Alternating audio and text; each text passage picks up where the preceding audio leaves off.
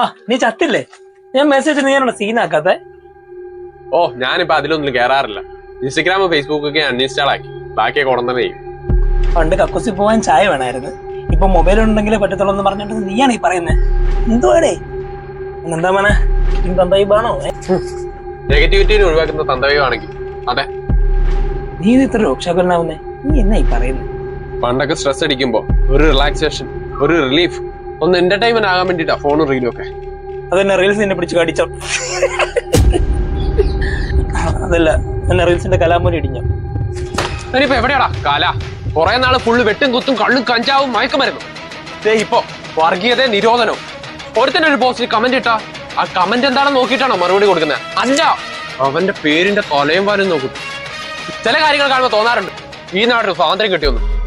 എടാ ഇന്നിപ്പോ ഏറ്റവും കൂടുതൽ നെഗറ്റിവിറ്റി ഉള്ളൊരു സാധനമായിരുന്നു ഇത്. ലൈഫിൽ നിന്ന് പോയി കഴിഞ്ഞോണ്ടല്ലോ എനിക്ക് എന്താടാ പറ്റിയ? ഞാനിപ്പോ എന്താടാ പറഞ്ഞേ? ഇല്ലടാ, നിനക്കൊന്നുമില്ല. അളിയും ഗൾഫിൽ നിന്ന് വന്നപ്പം ഒരു ബാലൻറ്റും കൊണ്ടുവന്നിട്ടുണ്ട്. അത് രണ്ടെണ്ണം അടിച്ച തീരാനുള്ള പ്രശ്നം നിനക്കത്തുള്ളൂ.